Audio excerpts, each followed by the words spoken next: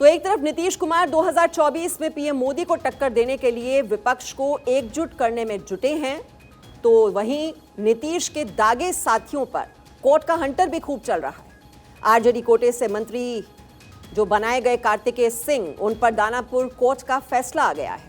अपहरण केस में दानापुर कोर्ट ने पूर्व मंत्री कार्तिकेय सिंह को अग्रिम जमानत देने से इनकार कर दिया है। उनकी अग्रिम जमानत याचिका खारिज हो गई है। अब कार्तिकेय सिंह को जेल जाना पड़ेगा। अब सवाल यह है कि कार्तिकेय सिंह पटना पुलिस के सामने सरेंडर करेंगे या फिर पुलिस उन्हें गिरफ्तार करेगी। तो 16 अगस्त को कार्तिकेय सिंह को सरेंडर करना था, लेकिन 16 अगस्त को वो मंत्री पद की शपथ ले रहे थे। नीतीश ने उन्हें कानून मंत्रालय का जिम्मा सौंपा, लेकिन विपक्ष के हंगामे के बाद नीतीश ने उनका मंत्रालय बदल दिया। 30 अगस्त रात को कार्तिकेय को गन्ना विभाग की जिम्मेदारी दी गई और विभाग बदले जाने के बाद 31 अगस्त को कार्तिकेय ने इस्तीफा दे दिया। लेकिन अब दानापुर कोर्ट ने उनकी अग्रिम जमानत की अर्जी खारिज होने के बाद अब उन्हें जेल जाना पड़ेगा।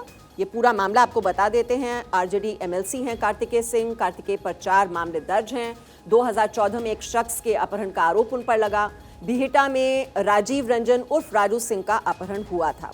कार्तिकेय सिंह के साथ बाहुबली अनंत सिंह भी मौजूद थे। जैसी करनी वैसी भरनी, कार्तिकेय को दोहरा झटका लगा है। मंत्रालय भी गया और अब जेल भी जाना पड़ेगा।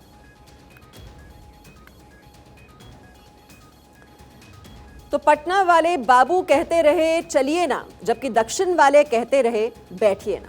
मिले तो थे 2024 में दिल्ली की गद्दी पर कब्जा करने के लिए, रणनीति बनाने के लिए, लेकिन दोनों कंफ्यूज दिखे।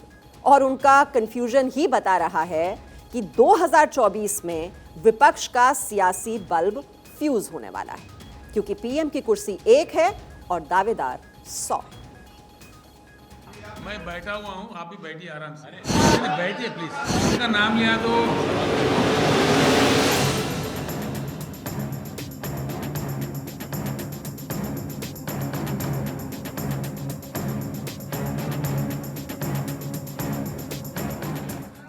नीतीश कुमार की ये बेचैनी, ये झल्लाहट, ये हड़बड़ाहट नीतीश का हाव भाव बता रहा है कि वो मिशन 2024 को लेकर कितना कंफ्यूज है।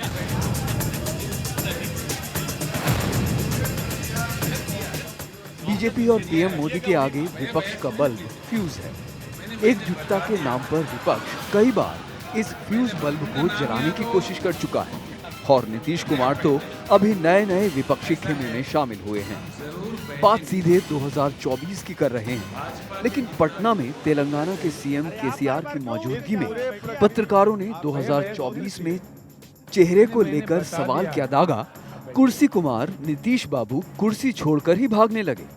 केसीआर उन्हें बार बार बैठने के लिए बोल रहे थे, तो नीतीश वहां से चलने के लिए। जरा आप भी देखिए। मैं बैठा हुआ हूँ, आप भी बैठिए आराम से। बैठिए प्लीज, इसका नाम लिया तो। आप बैठ जाइए। अब चलिए रे, झूठ मूठ मैं बैठा हुआ हूँ, आप भी बैठिए आराम से। बैठिए प्लीज, इसका नाम लिया तो। आप बैठ जाइए। अब चलिए रे, झूठ मूठ देख लिया, 2024 में पीएम मोदी के खिलाफ यलगार का ऐलान करने वाले नीतीश बाबू एक पत्रकार के सवाल पर इतना भड़के कि मानो पत्रकार ने 2024 में विपक्ष के चेहरे का सवाल पूछकर सबसे बड़ा गुनाह कर दिया।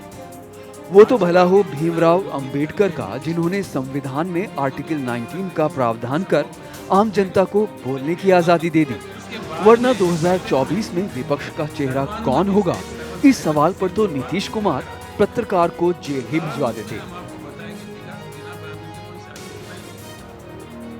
अब जरा नीतीश कुमार का वो बयान भी सुन लीजिए, जिसमें वो पलटी मारते ही सीधे केंद्र में बैठे मोदी सरकार पर ही हमला कर रहे हैं।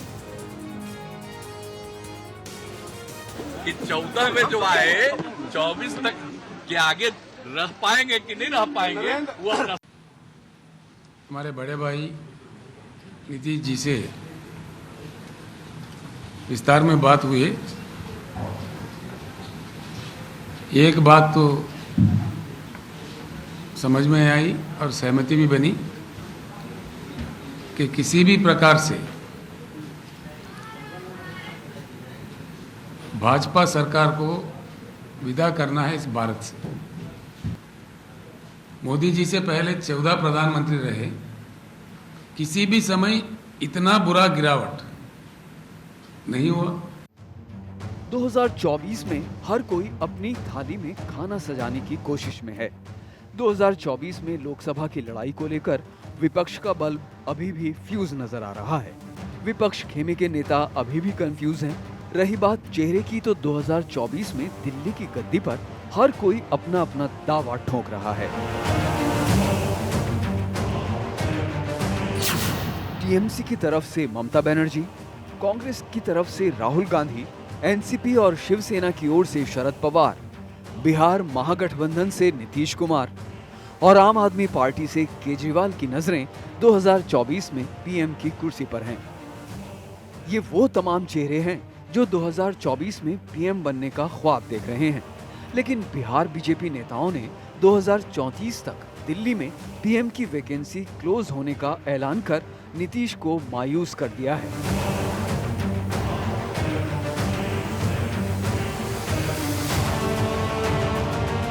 मोदी के सामने किसी का रोशनी है।